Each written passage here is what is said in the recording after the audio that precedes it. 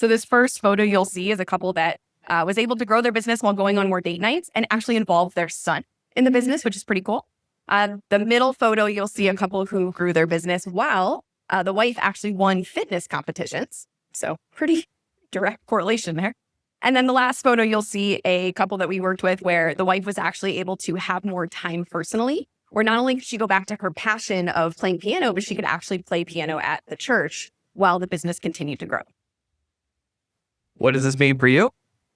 It means, what does it mean there? If you want to close more sales, if you want to make more money, if you want to free up more time for your loved ones and the people around you, and if you want to do so while feeling more peace on a day-to-day basis, it's 100% possible for you. So that's why we can say that. Is that good news for anybody here, by the way? That it's like 100% possible. You don't have to sacrifice one thing for the next. So that's the good news. Now for the bad news. Do you want me to give the bad news? Yeah, I'll let you do the bad news. I probably should have had the prettier one give the bad news, but I think you guys are open to hearing the truth. So I just want to check with you though beforehand. Would it be all right with you guys if we talk to you as bluntly as we would talk to a CEO that we're advising for a multi-million-dollar company? Is that okay with you guys here today? You're open to some blunt truth? You can take it? I think they can take it. You think? Yeah. Okay. Here is the bad news. It is not possible to achieve your goals by just simply doing more things. Now, some of you guys already know this, but it's important for us to kind of shed a light on this, because here's what we mean. Who here already feels like they're already very busy in the day-to-day? Okay, I see some hands there. I see a lot of hands. Okay. Does anyone have just like tons of time laying around? If so, I'll take some of it. Yeah. Who here has a packed schedule already? Okay, a lot of you. All right, so we're busy and we have a packed schedule, yet somehow, some way, we're supposed to do more? Like, how is that possible? And you're already juggling so many responsibilities as it is. And when you might hear a lot of entrepreneurs in the entrepreneur circle say, you just got to do more, what they don't consider is the fact that you're already balancing responsibilities at work. You also have responsibilities with your kids and your family. You also have responsibilities in your home life. And you also have responsibilities in your relationship. And all while you're doing that, you're supposed to be as healthy and vibrant and as fit as possible. Does anyone here know what I'm talking about? Does this resonate with anybody here? So basically, this creates what we call a guilt cycle. You want to tell them what that is? It creates a constant guilt cycle where when you're working, you feel like you should be spending time with your family. When you're with your family, you're like, man, I need to make more money. I need to provide for this family. So maybe I should be spending more time working. And then when you try to take time for yourself, if you take time for yourself, you also feel guilty for not working and not spending time with your family. Has anybody been here before? Anybody? Right? How fast those hands are. Yes. You're not alone. Yeah. Been there, got the t-shirt, is what we like to say. So the magic question is, how is it possible for you to be a higher producer at work and a more romantic spouse and be present with your family and your kids and prioritize your fitness and take time for yourself all at the same time when your time and your energy is already capped? Is everyone picking up what we're putting down here today? This is the dilemma that a lot of us entrepreneurs face. So if doing more things isn't the answer, what happens if we just default and do the same things that we've always done? This is kind of like the default that a lot of us entrepreneurs run into, right? Where it's like, we can't add more to our schedule, so we're just going to keep doing what we've always been doing. But I want to ask for a little crowd participation here today. Who knows what it's called when you keep doing the same things over and over again, expecting a different result? Right. Yeah. It's the definition of insanity, right? But for so many of us entrepreneurs, this is what we default to. We just hope and pray that as we keep moving forward, that something will change. And this is something that we've actually helped a lot of entrepreneurs through, because it's something that we've actually seen cause bankruptcy. And just to give you guys context of this, there was a friend of ours who ran a very successful company. And they thought that, well, the things that got me here, if I just keep doing those things, I'm going to continue to be successful. But unfortunately, as this entrepreneur kept doing the same thing every single day, what we noticed is that their business started to decline. And we kept reaching out to them saying, hey, maybe you should change some things. Maybe you should change your approach a little bit. And they just kind of like brushed it off. They didn't listen to anything we said. And I don't know if you guys have ever been in that position where like you're trying to help somebody and they just don't see it. It's like you're trying to like wave at somebody before they drive off the cliff and you can't stop them because they're just dedicated to driving off the cliff. That's what happened, because a year later, I followed up with this friend and I said, hey, how are things going? And he said, hey, bro, so we had to shut the business down and we actually just declared bankruptcy. And the reason why I tell you guys that story is because that's what happens if we just default to doing the same things we've always done, expecting a different result. Does that make sense to everybody here? So here's the dilemma we have. If you truly want to see your business grow, what is the answer, right? If it's not doing more things, and if it's not doing the same things, what is the answer? If you're like us and the thousands of entrepreneurs that we've had the opportunity to train and to advise, doing more things plus doing the same things equals staying stuck. Now, if you're wondering, like, how do we know this? It's because we actually fell into this same exact trap ourselves when we first got married. Is it all right if we share a little vulnerable story with you guys here? Okay. So when we got married, we had what we call our dream wedding that unfortunately turned into our nightmare.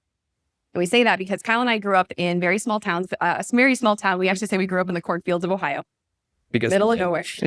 Because we did. Middle of nowhere. And, we quite frankly had to kind of work for everything that we had.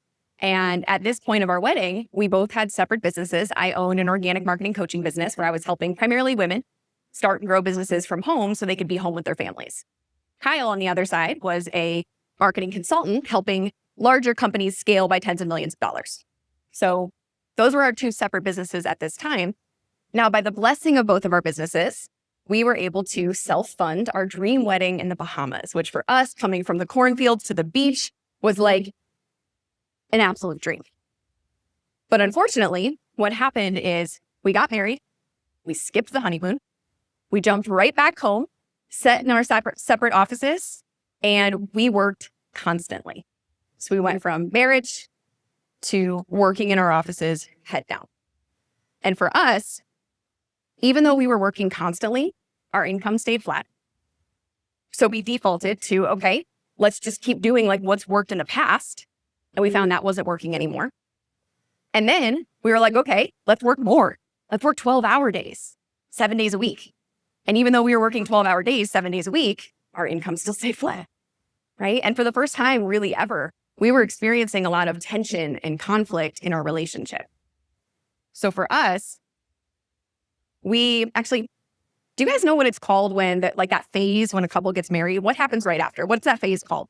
Anybody know? The honeymoon phase, right. Mm-hmm. So we had what we now lovingly call the anti-honeymoon phase, which is where we talked about work 24/7.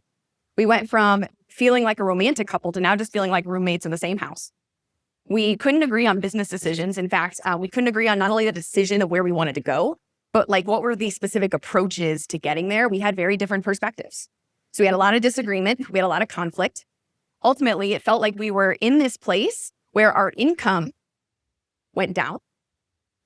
Our schedule filled up, our intimacy went down, and our income stayed the same. Right?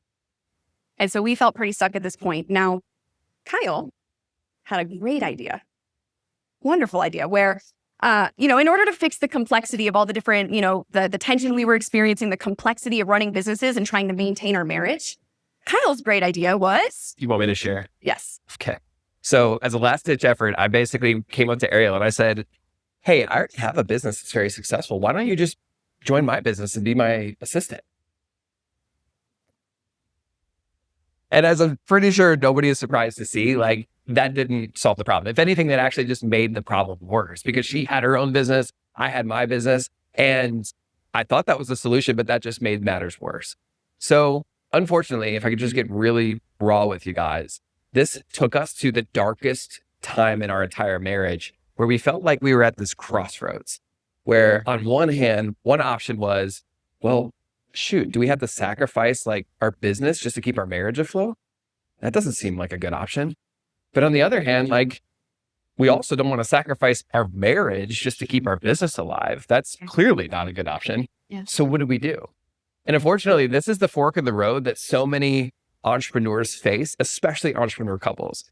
And nobody talks about this stuff. During that time when we were going through this anti-honeymoon phase, we were like, man, I just wish there were other people talking about this, but there wasn't at the time. So this took us to a very dark place. And luckily, there was one day that changed everything for this. And because there was nobody else to turn to, I turned to my faith. And for me, faith is the number one thing in my life. And when I don't have anywhere else to turn, I turn to God for answers of life. And I'll never forget being in the guest room of our home, on my knees, over the bed, praying to God for an answer of how we can navigate this complexity, because I had nowhere else to turn. And I'll never forget that day, because after I was done praying, I got out of that prayer and I did what probably nobody should do when they look for answers to life's hardest questions. And that was, I got on Facebook. Wouldn't necessarily recommend. Wouldn't recommend using Facebook usually as your ticket to answering life's hardest questions. However, for today, this actually was the ticket, because here's what I saw on Facebook. I saw a video that my wife was doing. It was a live video for her business where she was sharing the wisdom that she had with other women all over the world. And when I was looking at that video, I started scrolling through some of the comments to see, like, what are people saying about my wife right now? And there was just comment after comment after comment after comment of people saying, Ariel, thank you. What you're sharing is so helpful. What you're sharing has helped our business grow so much. Thank you. And for whatever reason, when I was just looking at the comments, it's like, it just clicked in my head. My wife is a powerhouse. Like, as I'm sitting there, it's like almost like I saw my wife with brand new eyes. And I'm thinking to myself, if I just made her my assistant, I would literally be depriving the world of the gifts that God gave her to share with the rest of the world. And that was kind of when I realized, like, all right, we need to change our entire approach to how we are running our business and our life. So here's what I did. I ran out of the room. I found my wife, who was in the kitchen, and I just kind of confessed to her. I was like, hey, want to reenact it? I guess we will. I see you now. You are so talented. I never again want to do anything to keep you from sharing your talents with the rest of the world. Sorry. Still real. Yeah. Oh, thank you. And for whatever reason, that conversation led to one of the most life-changing conversations that we've ever had as a couple, where we kind of had the opportunity to reimagine how we can create a life and a business that gave us both everything that we want. And for us, this conversation led to a powerful epiphany.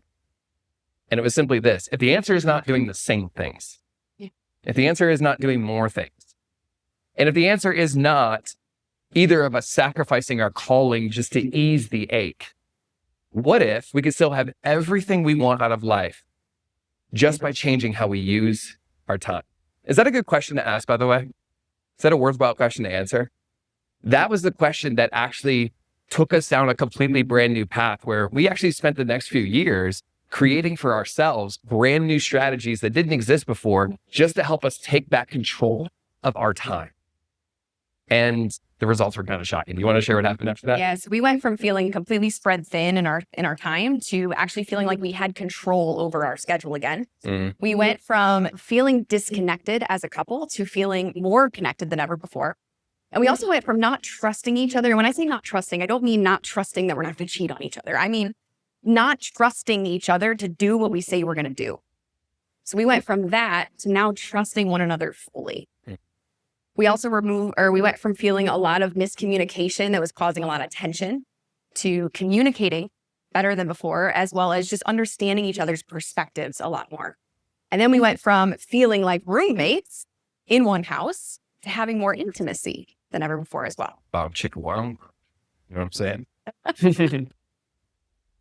Oh, yeah. And by the way, our income skyrocketed when we did this. We went from being completely flatlined in our revenue to my business 3xing in revenue. And then your business exploded pretty quickly too, Yeah, right? 5x. Yeah, it was insane. It was almost like if we take the time to focus on this, we get everything else. But if we take the time, if we don't focus on this and we just focus on just doing the same things over and over again, expecting a different result, that's what keeps us stuck. Does everyone get what we're putting down here today?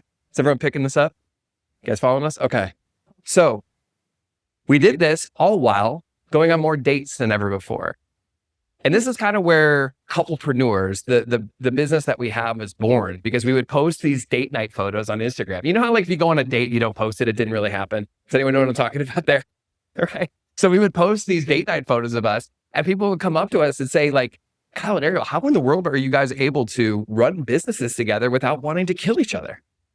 And we're like, well, at first we didn't know how to do that, but we actually created strategies to help us do exactly that.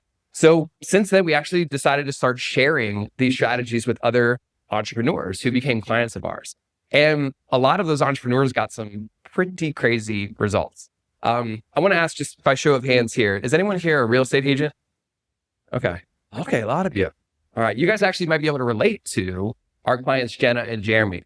So when they came to work with us, they were kind of burned out.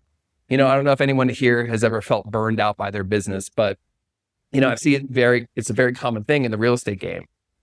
Jenna was a top 1% real estate producer, but she found herself completely stuck in her revenue. And the reason why she was stuck in her revenue was because the things that she was doing just could not get her to that next plateau. And on top of that, she was getting burned out. Her health was starting to take a toll. So when she came to work with us, our solution was to put a strategy in place to give her a higher ROI on her time.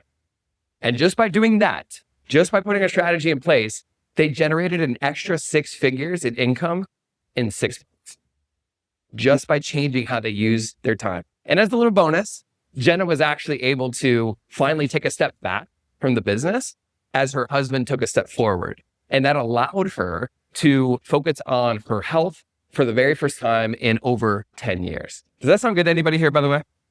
Okay. Now, just one more example here, and we're going to show you guys what we did. Is anyone here mortgage brokers by chance? No mortgage brokers? Okay.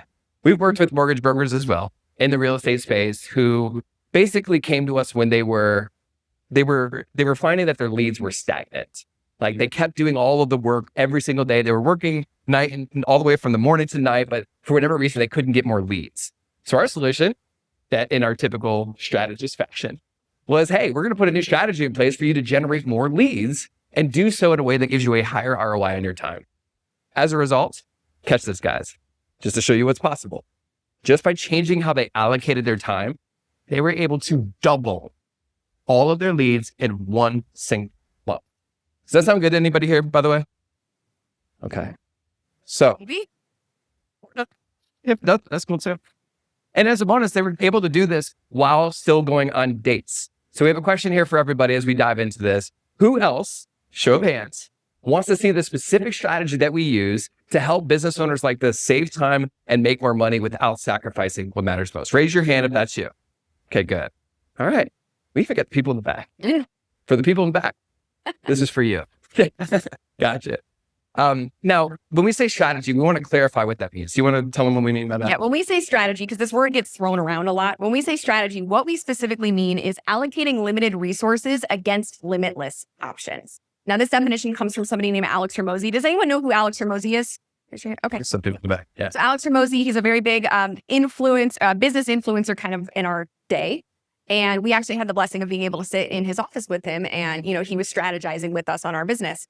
And so we thought this definition is one of the best definitions we've ever heard of strategy. Again, it's allocating limited resources, time, money, energy against limitless options to grow the business. Yeah. So that might be a writer downer for anybody here too. Like, this is what the opportunity is before you when you can strategically use your time. So if you'd like to see a proven way to allocate your resources in this current season to get the highest ROI possible, we're going to give you guys a proven 3-part strategy to use. You ready for that?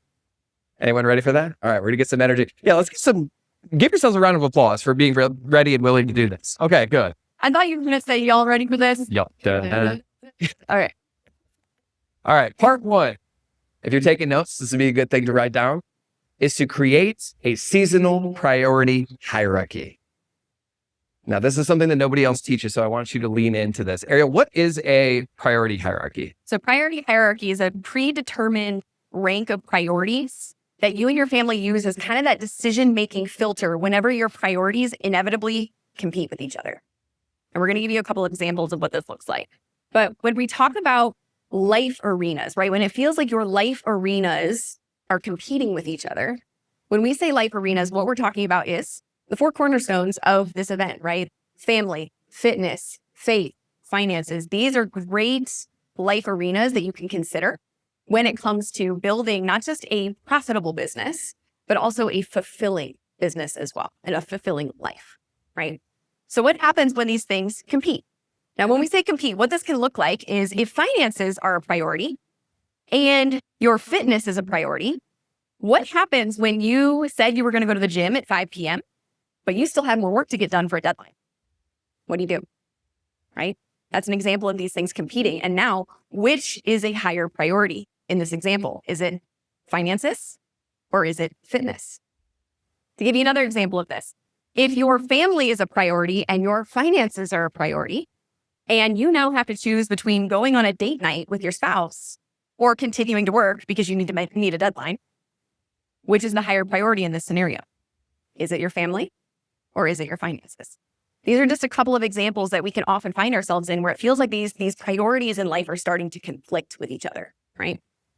Now, if you haven't noticed already, the reason why this is so critical to talk about and to consider when you're building your business and building a life that you want to feel proud of is we oftentimes as entrepreneurs feel like we need to prioritize every single life arena 100% at all times, right? And what happens is it's pretty impossible for you to make everything the number one priority at all times, right? And what happens is when this is the paradigm that we're viewing our life and our business from, we oftentimes find ourselves in this cycle where it feels like we're just feeling guilty for not doing the other things that we want to be doing outside of the business. And it puts ourselves, we're trying to meet this impossible standard. Has anybody ever felt like that before? Anybody? Okay. Right? Okay. So the problem is when everything is the number one priority, that means nothing is the number one priority. Right? Because they're all on the same playing field. Yeah. Now, the solution to this is to decide which life arenas will actually get more time and energy from you in this current season. And I think the best way to illustrate this is to show you guys from our own life how our own priority hierarchy as a couple and as a family look different from one January to the next. We call this the tale of two Januaries. Yes. So is it all right if we share that with you guys here today? You guys want to see this? All right. We're just going to pull back the curtain and show you exactly what it was. So in January of 2022, this is what our priority hierarchy looked like. All right. Ariel and I came together as a couple and we decided that we were going to put the majority of our time and our energy in that season towards growing our business. That was when we were actually launching Couplepreneurs for the very first time. And those of you who have started businesses in this room, you already know that when you are growing a business from the very first time, that is the time where it requires as much time, energy, and focus as possible to get it off the ground. Does anyone know what I'm talking about here today? You guys have been here before. Okay, I see you. This is a space theme, right? It's like when a rocket ship launches. Yeah. It takes the most amount of force and pressure to get it off the ground. Mm-hmm. And once you get it up, you get a little bit of that lack of gravity that helps pull it, right? Now, what's important as a disclaimer here, does this mean that family is not a priority? No, absolutely not. Family is an extremely important priority. It just wasn't the thing that got the majority of our time. So in this season of life, Ariel and I came together as a couple and said, you know what? We're going to dedicate 6 days a week to working on this business to get it off the ground. And we came together and we agreed upon the non-negotiables in our schedule to still connect as a couple and still connect with our family. So we still had that in place. We were just allocating more time and resources towards growing the business at this time. Also, disclaimer, it doesn't mean that our fitness wasn't a priority in the season. We always want to keep fitness a priority. We always want to grow in it. However, because the focus of this season was growing the business, we agreed that we were going to take our 90-minute workouts in the gym down to about 45 minutes in the gym so that we could allocate more time and energy towards the business. Does this make sense to everybody so far? And also, our faith is still a ginormous priority in our life. And I'll get to the distinction here between what it means to have faith as number one in your life versus having faith as the number one time allocation in your life. There's a distinction there. In this specific season, because we were dedicating so much time to getting the business off the ground, and we had team members to pay, we had agencies to pay, we had bills to pay, because that was our focus, we said, okay, obviously we're still going to prioritize our faith, but we're just going to reduce the amount of hours that we're going to be serving in the church because we have to allocate our time and energy accordingly. Now, here's where I'm going to give a huge disclaimer, right? Because you're probably thinking what I would be thinking if you're looking at a chart like this. Blasphemous. Yeah, it's like, what? Faith isn't the part he's talking about. Let me be very, very clear. All right. Is it all right if I'm just very, very blunt with y'all? Okay. Awesome. Faith is still the number one value in our life. There's a difference between a hierarchy of priorities of where you put your time and a hierarchy of value. So for us, putting faith first, putting God first, does not necessarily mean that we pray for 8 hours a day and that we work 2 hours a day, right? That would just, for most of us, that's not possible. But what putting God first to us means is as follows. It means that we put God in the master seat position of our life. So if you guys could imagine like having like a throne in your mind, there usually is something at the very top of your value structure that decides what you do and what you don't do, And for us specifically, God is in that master seat, master throne position in our life. And what it means to put God first to us is God is the one that directs our decisions of where to go in life. And we will never make a decision that violates his word or his will in our life. So for us, putting faith first is not an allocation of time question. It's an allocation of the heart question. Does that make sense to everybody? And that's very important to us. So ultimately, the direction of our life is to know God and to make him known. And I believe, if I could be so bold to say, that the way to do that is by putting faith in what his son, Jesus Christ, did on the cross for our sins, which allows us to know him and to make him known for others and gives us purpose that no amount of money could ever give us in this life. Thank you. Preach, Master. Well, hey, I mean, we're here to tell you the truth, right? And that is the truth. That's the foundation that we build our life off of. And here's what's cool.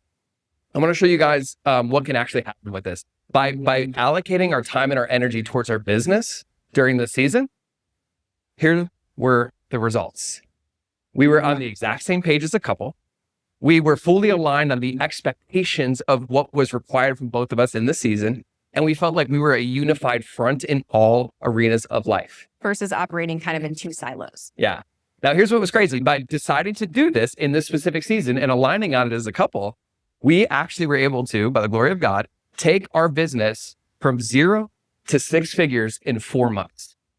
And because we were able to do that, guess what it allowed me to do? It allowed me, as you can see on the screen here, to go back and serve at the church. So if you're like, why does this dude have spiky hair? What's going on here? I'm also a drummer too. I've been a drummer since I was young. I toured the country in a rock band. And I believe that I'm put on this earth to use my gifts to glorify God. So in the season, because we were able to grow our business in such a way that we had financial abundance, I was finally able to go back to church and play drums at the church, which is something that I love to do. It's actually how he got me. Just kidding. As in what? Being a drummer? She's like, I'll pay in. So does everybody see what can happen when you agree upon a priority hierarchy? Y'all catching this? Now, here's where this gets interesting. That was our priority hierarchy for a very specific season of life. But just like we said, there's a tale of 2 Januaries. January of 2023 looked drastically different. Ariel, do you want to share with them? Yeah, so January 2023, our business was doing pretty well financially. So we came together as a couple and we decided that we were going to instead dedicate more time to our health. So we made fitness our number one priority in this season, which means we were, in this season specifically, it meant we were dedicating more time to rest and recovery.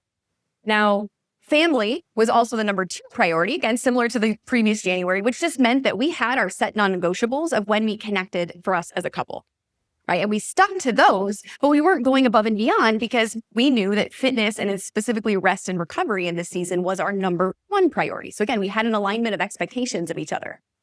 Our next priority then was our faith. So a little bit higher than the, January previously, where now Kyle was able to put more volunteer hours into the church. And then our last priority in this season specifically was our finances. And the action step, what that looked like for us was working a little bit less. We worked less time and less hours. Business was still maintaining. In fact, it was growing, but we just weren't allocating as much time to it in this season. So as you can see, from one January to the next, finances went from the number one priority to the last priority. Did y'all catch that? Not a difference in value, Mm-hmm. simply a difference in where we were allocating our resources. So similar results as the previous January. When we did this and when we were both aligned on what our priority hierarchy looked like, we felt like we were on the same page. We knew what that season looked like for us, and our expectations were aligned on what that season looked like. And we felt like a unified front in all life arenas. Now, also, in this case, because we were able to do this, we were able to, I can't read it. Can you read it? I remember. So I get to tell y'all. Hit it. During this season, because we took the time to rest and recover and focus on our health, it gave us the foundation to do even more later on in the year. So in April of 2023, we put on our very first live conference, which was one of the most fulfilling things we've ever done, because that was the conference where couples would come up to us and they would say, Kyle and Ariel, this one conference did more for our marriage than years of coaching and therapy combined. And again, we don't take credit for that. We believe we're, put here by God to use our gifts that he gave us in a very unique position, but it was still very fulfilling. We had the energy to do that. And oh, by the way, we also had our very first six-figure month in business because we had the energy at the beginning of the year that was setting us up for the next season. So are you guys catching how it can actually change season by season? Are you guys catching that? So if you want to know, how do we do this? It's really just deciding what season you're in. And on our Couplepreneur show, which you guys can check out on YouTube or on Spotify, we actually interviewed a really cool couple named Steven and Chelsea. They are the Rainmaker family duo. They run an 8-figure company, and they were talking to us about the same exact thing that we're talking with you guys here today, which is the importance of understanding not seasons of balance, but seasons of counterbalance. So, In our opinion, balance in its traditional sense is a little bit of a myth. yeah, it's a little bit of a myth. And unfortunately, if you're like, oh my gosh, I just want work-life balance. I just want work-life balance. I just want work-life balance.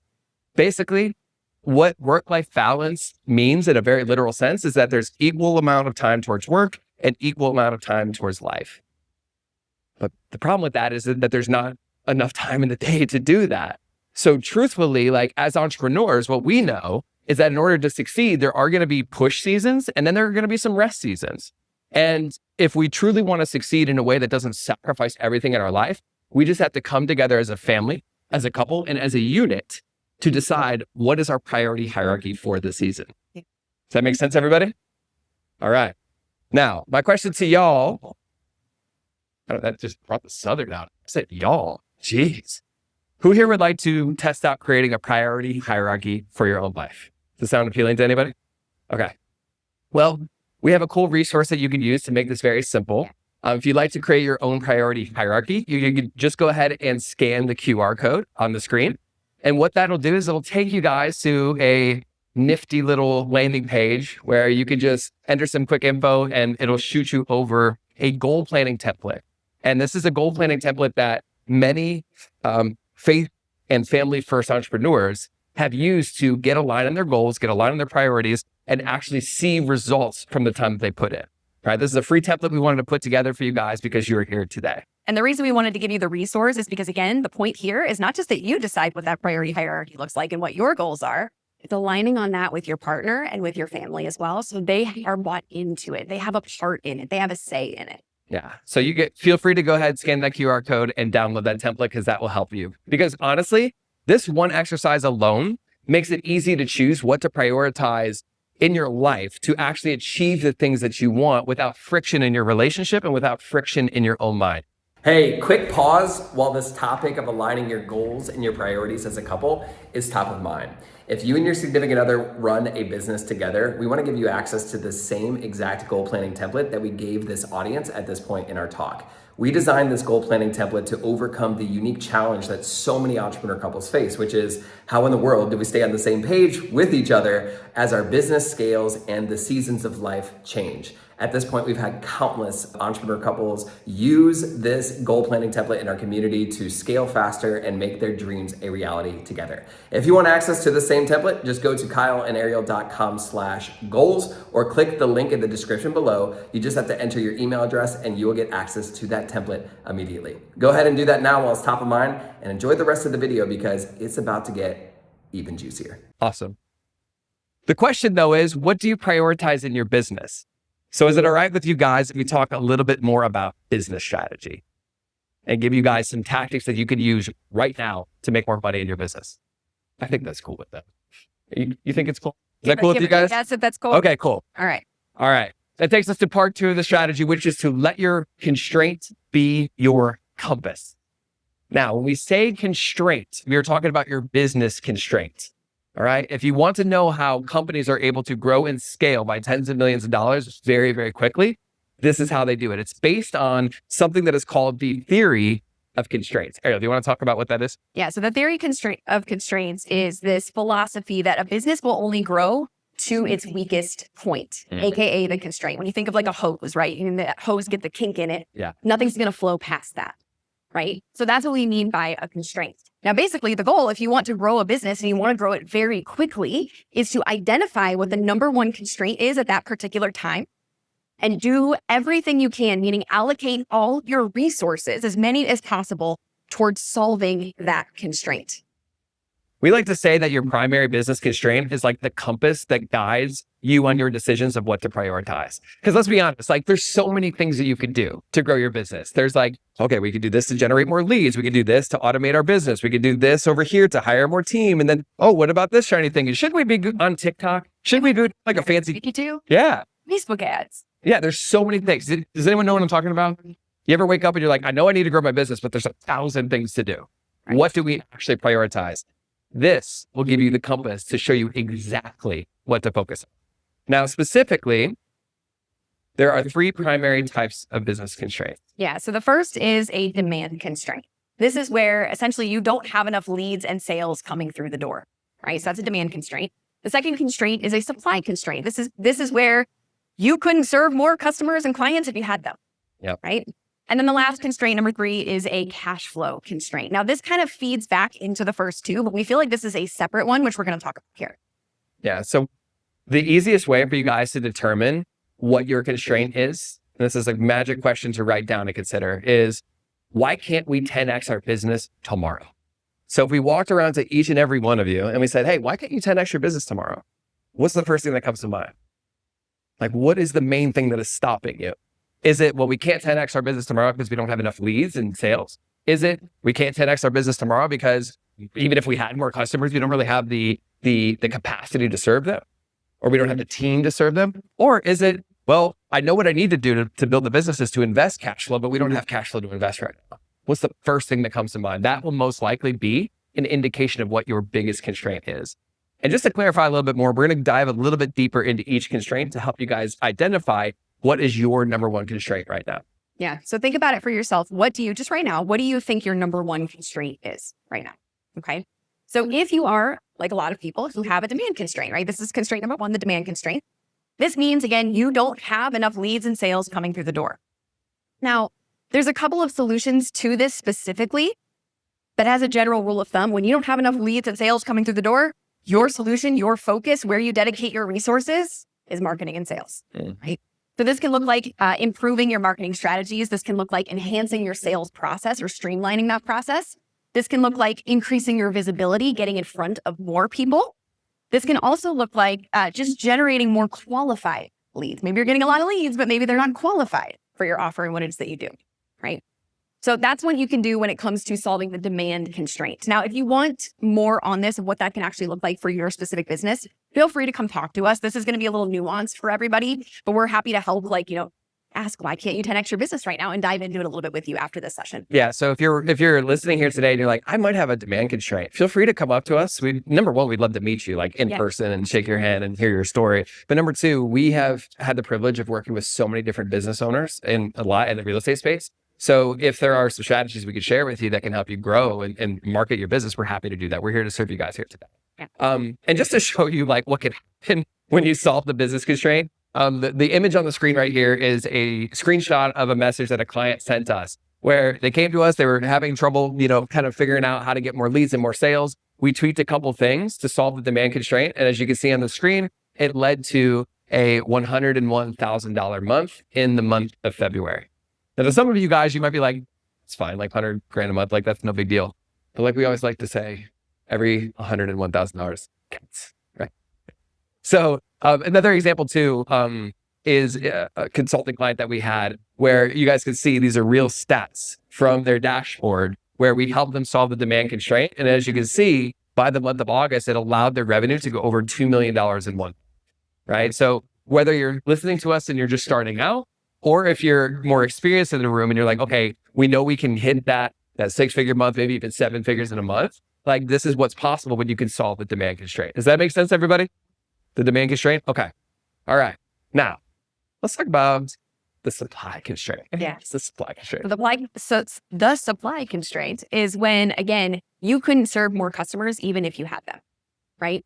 And so there's a couple of different symptoms of this. There's a couple that may apply to you, so there's one specifically that may apply to you. So symptom A is when you feel like you can't deliver more. It can sometimes be a product issue. So if you have a product-based business, this can sometimes be not having enough inventory. This can be not having enough stock on hand.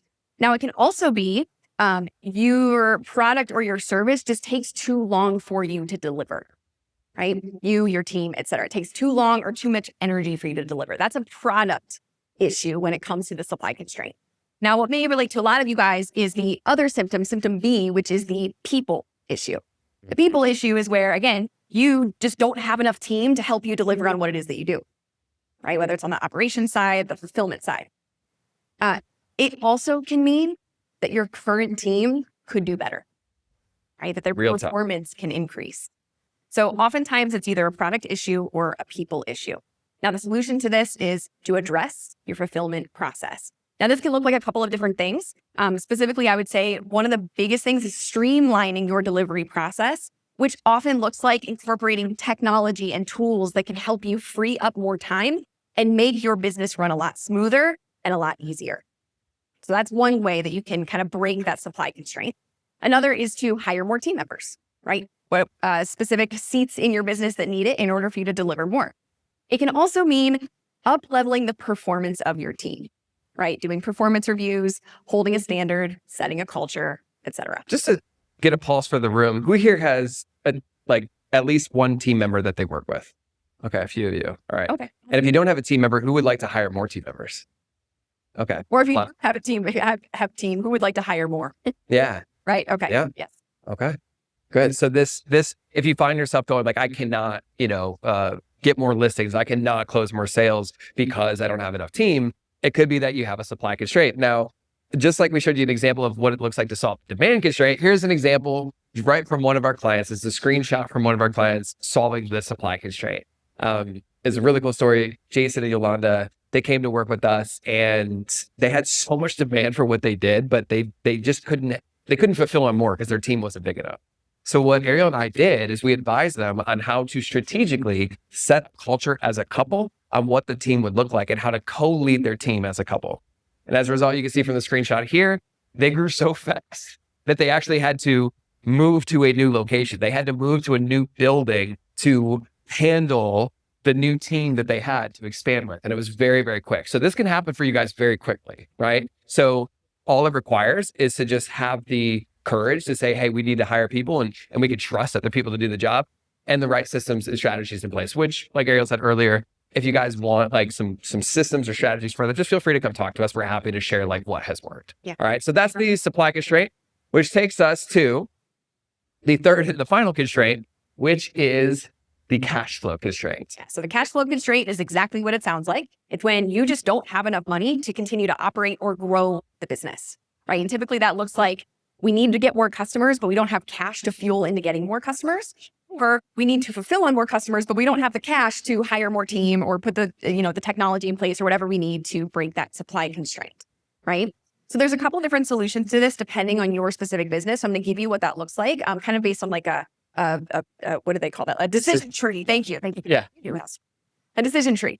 So Solution A is if you don't have cash, but you do have time. Meaning typically, newer businesses, they don't have a lot of fulfillment that they're doing. But they also don't have a lot of money either.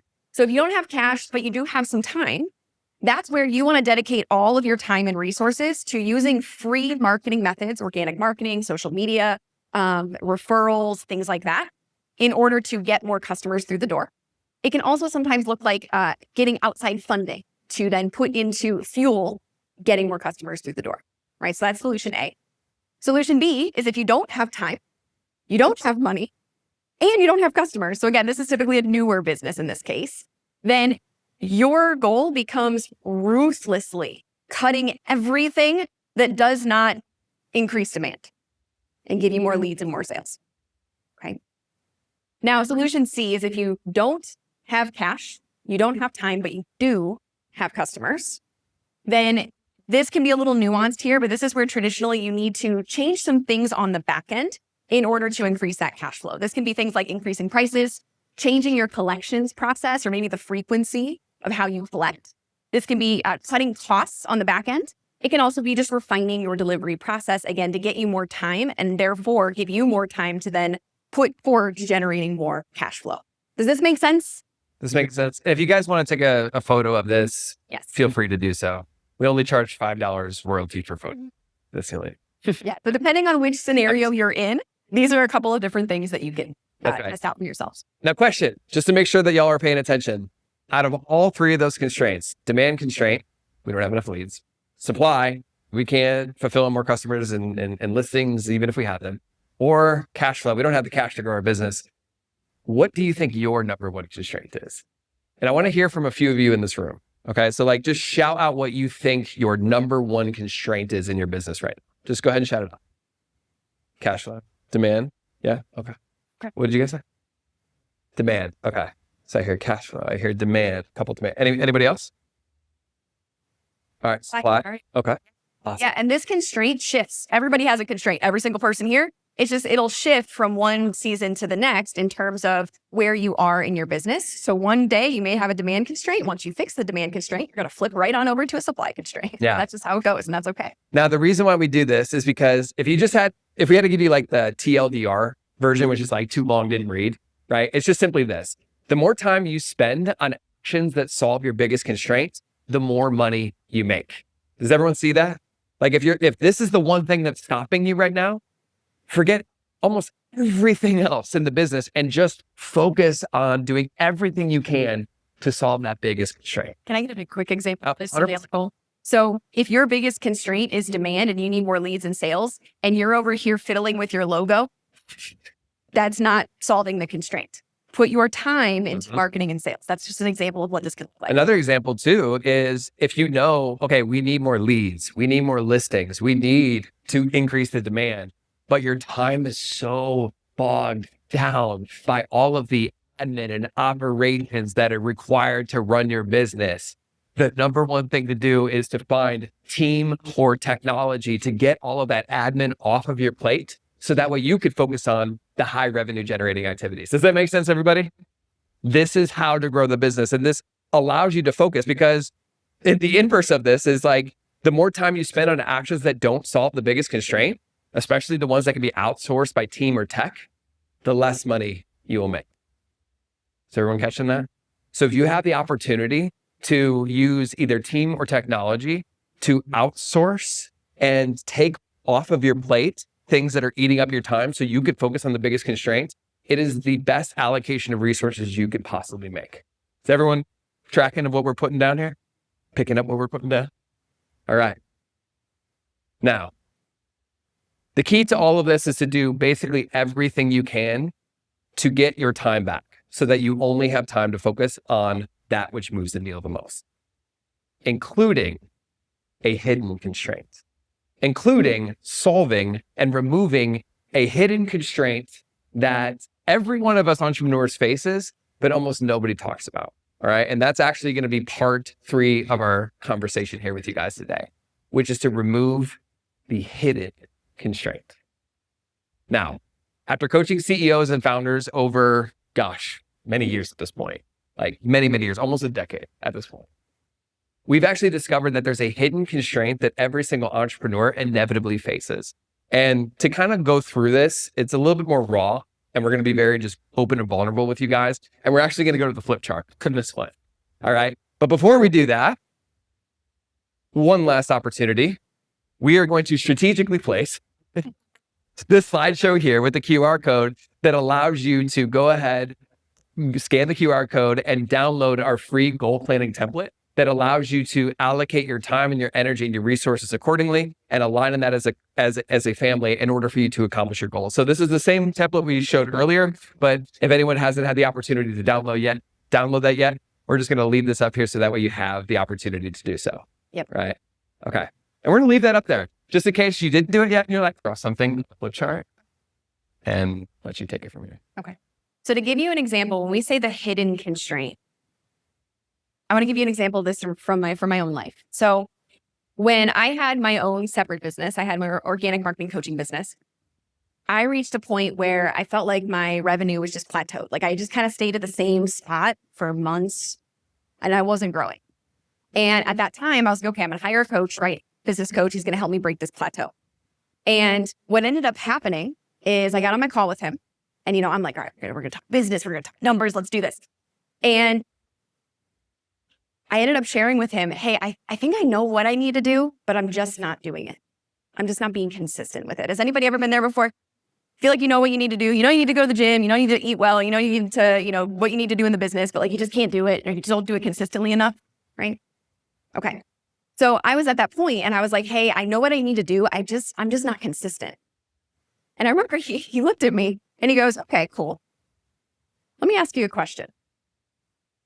Ariel, what's the worst thing that could happen if you were successful? It's like, it's a weird question. I would make more money, all these things. And then does anyone know what word vomit is? When you just kind of comes out and you don't really expect it. So I word vomited all over this poor man. And I was like, if I grow my business, it's going to tank my relationship with Kyle. Those are my exact words. And I realized in that moment that I had this hidden belief, this hidden constraint that if I grew the business, it was going to cause more tension in our relationship. Because I recognized at this point that I grew up with entrepreneurial parents. My dad was a construction worker, general contractor. My mom had an in-home daycare. And I saw so much conflict and issues and fighting and separation and multiple divorces to where I had unknowingly formed this belief that business, especially growing a business, causes tension and separation.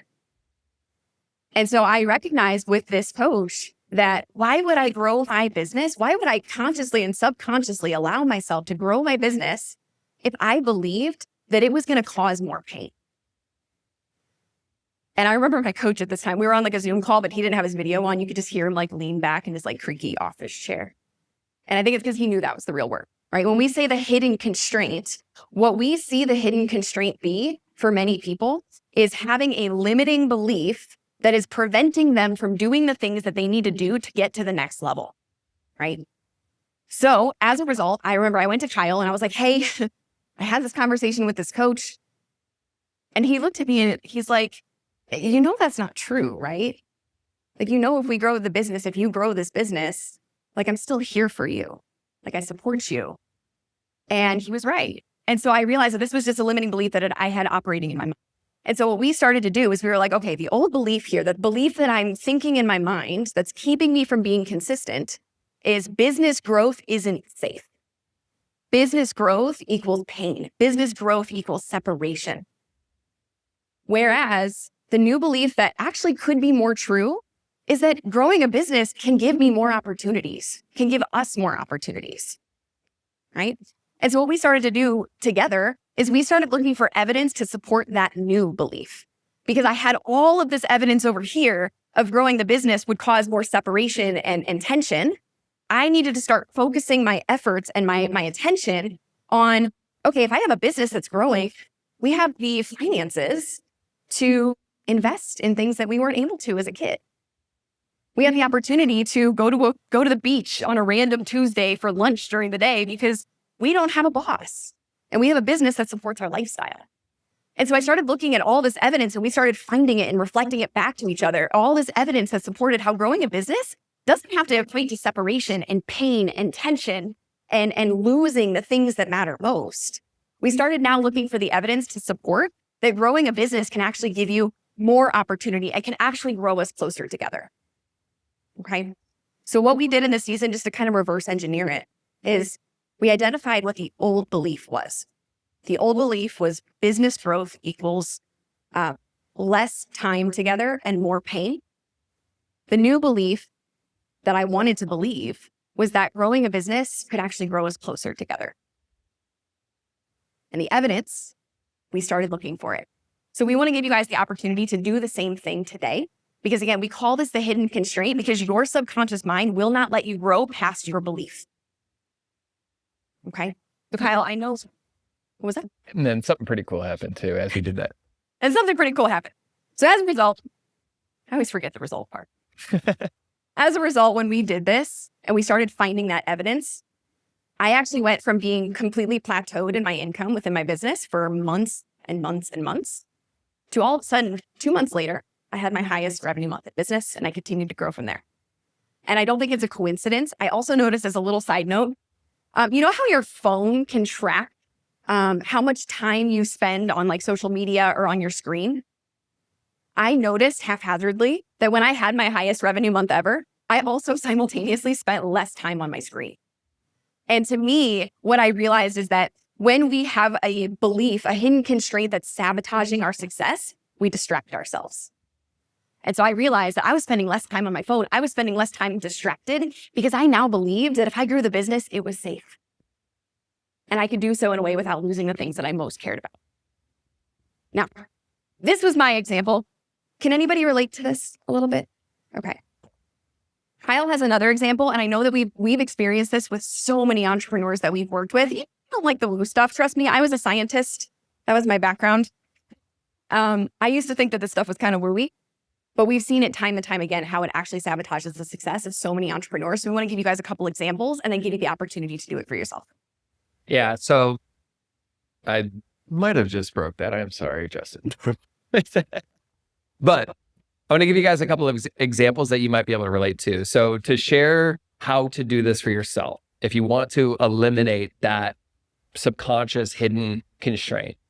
Here's another example that I actually experienced too. There was a time in my life where I was struggling with my ability to trust other people to get the job done, right? I don't know if there's any type A people like me in the room that feel like if the job is going to get done right, I have to do it. Does anyone else know what I'm all right. Okay. Wow. A lot of us. All right. We feel that way. And I think that there's a level of that that's pretty good. You know, you take responsibility, you take initiative. I think there's an aspect of that is good, but it can sometimes turn into a strength that is turned up too loud, especially when that strength gets turned on your spouse. And that's what happened to me, because there was a time in my life where I remember talking to a coach and I was telling this coach, man, everything is on me all the time. I just wish I didn't have to step in and do things in order for the job to get done well. I just wish I could do that. And this coach that I was talking to on the Zoom screen, he just kind of like smiled at me and he looked at me and he said, hey, Kyle, quick question. When was the last time you let your wife, Ariel, do something without you having to jump in and finish the remaining 10%? I thought to myself, I was like, you know what? Never. I've never actually let her do the thing without me jumping in. And then he suggested something wildly crazy to me, which is, hey, Kyle, what if you just let her do that without you having to step in and you just saw what happened?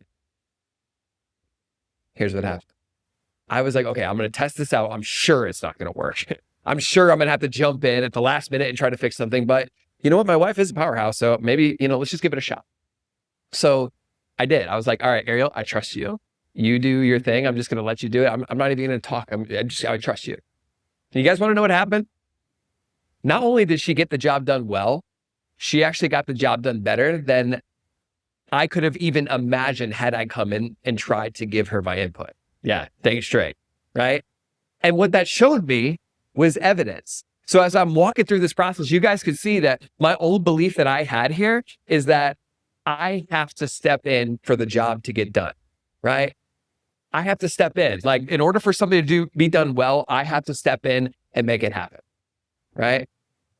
But if we ask ourselves, is this belief serving me? And we answer the question, well, no, it doesn't serve me, because how in the world am I going to grow my business if it's all on me?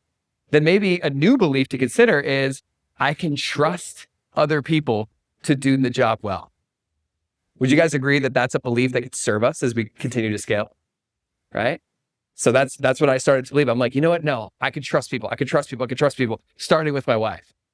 And I saw evidence that when I backed off and I started trusting my wife more, and I started trusting our team more, they actually got the job done better than I could have got done, even if I did it myself, or if I would have gave them my input. And as a result of this, we're not only able to grow and scale, we're able to do so with a lot more peace and a lot less conflict. Shit. Ariel rocks. Yeah. And so, yeah, the results were we were able to scale. We were able to grow, and it's not any more reliance on me like it was before. And this is actually something that a lot of our clients go through. And that's why we wanted to kind of end with this here today. It's because if we're not aware of these subconscious beliefs, it could stop us. It actually feels sometimes like you have one foot on the gas pedal and one foot on the brake pedal the whole time. So if you ever feel like you're struggling to be consistent, if you're ever feeling like, well, I can't just do the thing, even though I know I need to do the thing, this could be why.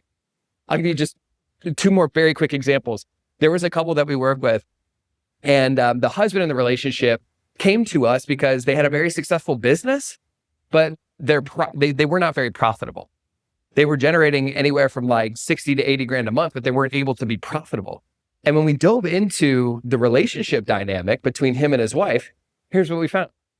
This husband thought to himself, in order to protect my wife from feeling the stress of this business, I have to do everything I can to spend as much money as possible to take her out of the business. And what this led to was him over leveraging the business, spending money in all of these crazy directions just to make her happy. Now, I think it's a noble motive, but in business, as we all know, we have to use data to make decisions, not just our emotions. And when we started exploring this with this couple, we helped them identify that this old belief they were having is, I need to spend more money to protect my spouse from stress. Yeah. But can anybody see the problem of having that belief system moving forward? Yeah. So They started doing what we call trigger hiring, which is like, my wife feels stressed. I'm going to go hire this person so she doesn't have to do this anymore. Yeah. My wife feels stressed. Oh, let me go hire this person. Let me go put this thing in place so she doesn't have to worry about it anymore. And it led to them losing and leaking so much of their profit. So we walked them through the same exact experiment, and we changed the belief. We said, okay, what would be a new belief that would serve you even better? And the new belief they came up with was, we are safe as we are right now. Like, we're already safe. We don't have to spend more money to protect. In fact, we work with both the husband and the wife, and the wife specifically was basically looking for evidence all the time that she's okay right now. We don't need to spend more money. We're okay. There's actually systems that we could change within the business that don't require an over leveraging of the revenue in order to feel more safe. So they look for evidence. So every single day, we basically would advise them and coach them on to look for ways that their business actually was already creating safety, and that they can make decisions without triggering each other and without being more stressed. And as a result of this, do you guys want to know what happened? By them shifting this belief system right here, it allowed them to make not emotional decisions, but actually data-driven decisions. And as a result of this, just last month, so here we are in May 2025, just last month, April of 2025, they posted their wins in our Slack channel for our clients, telling us that they had their highest revenue month ever. That never would have been possible had we not removed this hidden constraint. Is this making sense to everybody here? All right, I'm going to give you one last one that I think will really hit home for a lot of you, especially if you're someone that feels like, man, I'm just working so much, but I feel like I'm just not moving the needle forward. Has anyone ever felt like that before? Okay. Like, I'm working day in and day out, but I'm not seeing measurable progress towards our financial goals. Well, The old belief of another couple that we worked with was exactly that. No matter how much I work, we are not moving towards our financial goals. That was the old belief. And we asked them the same question we're asking you, which is, does that belief serve you? No, right? Because if you believe that, you are going to act in accordance to your beliefs. So instead we asked, okay, well, what's a new belief that can actually serve you a lot more as you go forward in this future?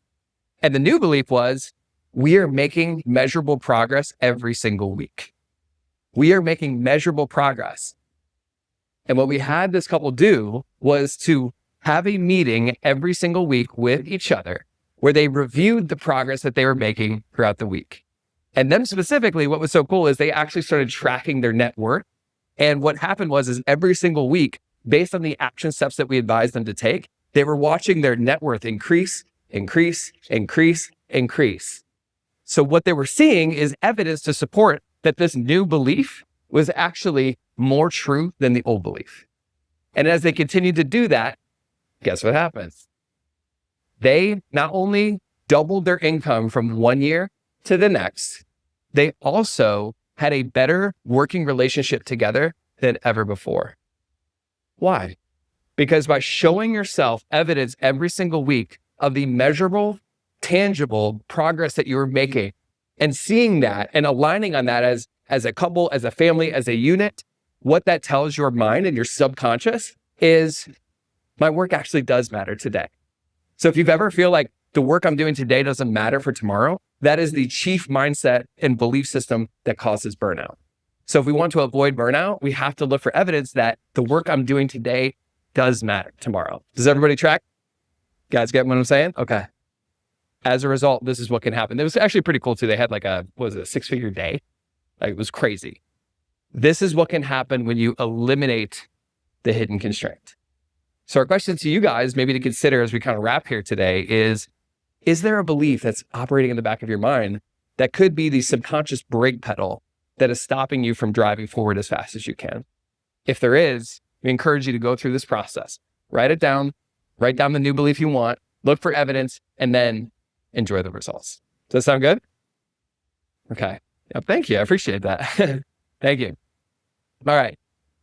Now, just to hit this home, I want to ask you guys one last time to just stand up for us. Get the blood flowing a little bit, all right? Whatever that hidden constraint is, I'm sure you all recognize how important it is to consider, right?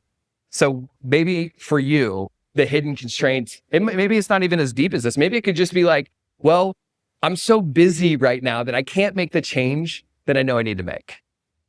But if that's something that you're thinking, like, I'm too busy to grow my business, I'm too busy to invest in the software, I'm too busy to do the technology thing, I'm too busy to figure out how to hire people. If that's you, ask yourself, like, does that belief serve you to think that you're too busy? Probably not, right? Because here's what that implies. If you think you're too busy to grow, what that subconsciously implies is that in order to grow, you have to wait for life to calm down to where you're not busy in order to grow. And our question to you guys is there ever going to be a time when you're not busy? Like, let's be honest, right? So that belief does not serve us. And there's of course, a variety of these common beliefs. And until we take the time to acknowledge them and to replace them, we will always feel like we're driving with one foot on the gas pedal and one foot on the brake pedal. So I don't know what you guys came in here with, what you came in here with today, or what is operating in the back of your mind. But here's all we want to encourage you with here today. It doesn't matter what happens in the economy. There are people that are succeeding in today's economy more than ever before. So if they can, why can't you? I know that there's a lot of things that are happening in your life, and we're looking forward to talking about that more with you. But just because you have a setback right now doesn't mean that it's not a setup for a brighter future. So whatever you came in here with today, just know that it is possible for you to double your revenue without sacrificing what matters most. Do you guys agree with that? Do you guys see that that's possible? And let me just ask you guys, just raise one last hand raising activity, okay? If you guys took time to get clear on your priorities as a family, so you knew exactly what to focus on and you were aligned as a couple and in your relationships on what to focus on, raise your hand if that would make it easier to double your revenue. Would that make it easier? Okay. Yeah, I love the enthusiasm there. All right. If you were crystal clear on what your business constraint was, and you knew exactly what to focus on to grow your business in the fastest and most effective way possible, raise your hand if you think that would make it easier to double your revenue. Exactly. And if you took the time to figure out what your hidden constraint was, any subconscious barrier that is blocking you from your success, and you removed it so that way there's nothing blocking you anymore, raise your hand if you think that would make it easier to double your revenue this year. That's right. That is what the opportunity is before you guys. But it's one thing for you just to listen to us and be inspired. It's another thing to take action today. And because you guys already agreed to be action takers, we just wanted to celebrate you one last time. So can you give yourselves one last round of applause for being action takers here today? Find something to take action on, because that is what's going to move the needle. Any last words, Arian? We just want to say that a saying we have is, remember, you don't have to choose between a thriving business and a thriving relationship, family life, health, and just personal life in general. You can have it all. You guys are role models for that in your industries. Thank you for being that. And again, we're Kyle and Ariel from Couplepreneurs. We appreciate you guys. Thanks for having us. We'll see you soon. If you're still here, you are the exact type of person that we make this content for. And before you click out and watch another video, make sure to grab the goal planning template that is specifically designed for people like you, people who are running and scaling businesses with their significant other. We have designed this goal planning template to help you get and stay on the same page with your partner as your business scales and as the seasons of life change. If you want to grab your copy, go to kyleandariel.com/goals or click the link in the description below. All you have to do is enter your name and your email, and you'll get access to that template immediately. And I would encourage you to sit down with your partner, maybe even this week, and discuss these goals together, because that one conversation with your partner can free up months, if not years of time as you get more aligned together. We say that because we've seen it time and time again, and we invite you to experience that as well. So go ahead and download that free template right now, and we look forward to seeing you in the next video.